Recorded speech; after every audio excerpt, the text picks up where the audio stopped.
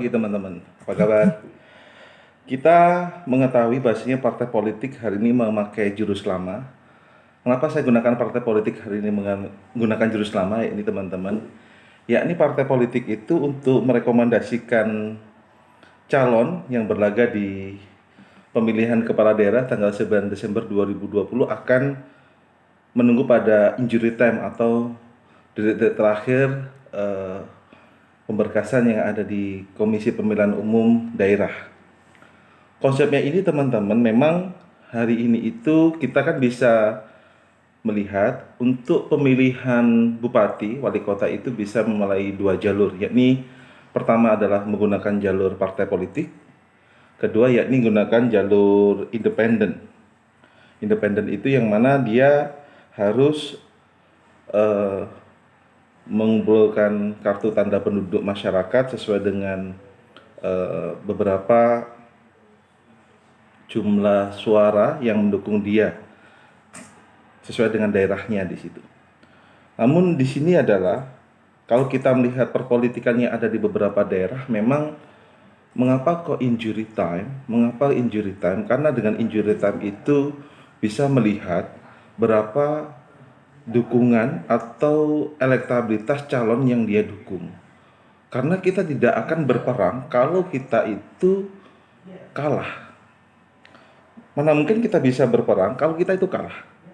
Maka kemudian lebih baik adalah menyiapkan senjata untuk bisa memenangkan pemilihan kepala daerah. Maka bagaimana menyiapkan senjata tersebut? Yakni dengan cara menunggu masa-masa akhir pendaftaran. Kita ingat, pemilihan kepala daerah DKI Jakarta juga itu injury time, termasuk munculnya Anies Baswedan, AHY, dan juga Ahok Basuki Cahayapurnama. Itu kan injury time Anies Baswedan itu, dan juga AHY. Dan itu kemudian kalau kita lihat konsepnya, konsep pemilihan dengan injury time itu bisa kita memecah melihat mana kemungkinan suara dalam bidang kemenahan, kemungkinan political yang terjadi di daerah masing-masing. Di daerah Jember pun kita yang hari ini yang bisa kita lihat yang mendapatkan dukungan hari ini ada Bu Faida sama Mas Wian, kemudian dari Haji Hendi sama Gus Firjon, kemudian yang lain dari partai PDIP, PKS, P3 dan Golkar ini juga masih menunggu apakah ikut bergabung dengan Pak Hendi sama Gus Firjon ataupun dia mendukung calon lain. Ini kan konsepnya berarti yang kita pahami teman-teman. Perpolitikan terjadi, orang akan menunggu pada detik-detik akhir injury time agar melihat kemungkinan siapa terpilih. Bisa jadi dia karena kemungkinan daripada saya kalah maju, mending saya ikut Bu Faida yang kemungkinan menang karena kita ada mungkin bisa jadi pembagian-pembagian kue di situ.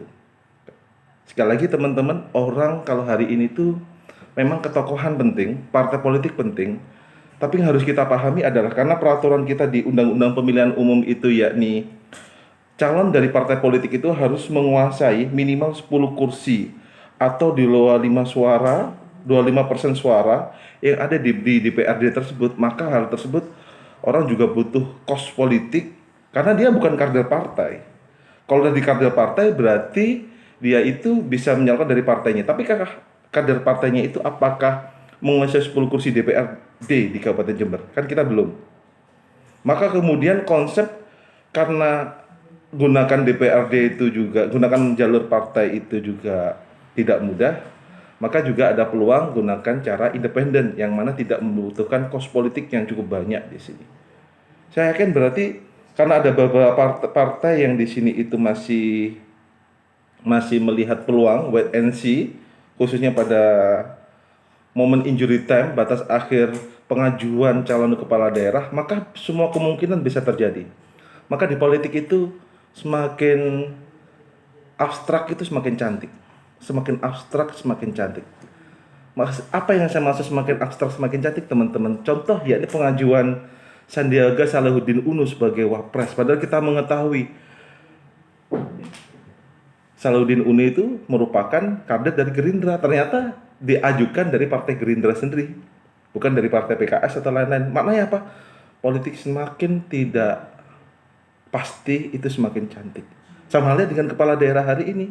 kepala daerah, kita akan melihat partai politik pakai jurus lama dengan cara dia akan menunggu detik terakhir tentang pengajuan kepala daerah. Terlebih lagi kita kan HMP, hak menyatakan pendapat Bupati Jember, kita juga belum pasti pengajuannya di Mahkamah Agung. Belum pasti loh teman-teman ini. Kalau teman-teman ikuti, apakah itu serius nggak sih ngajukan HMP pemakzulan bupati itu serius apa enggak sih gitu. Itu konsep perpolitikan terjadi di daerah.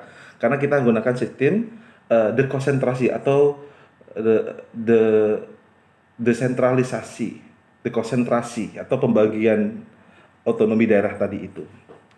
Mungkin itu teman-teman yang bisa share mengenai partai politik pakai jurus lama mata kuliah kita pada mata kuliah pemilu. Terima kasih teman-teman sudah mendengarkan dan see you next time.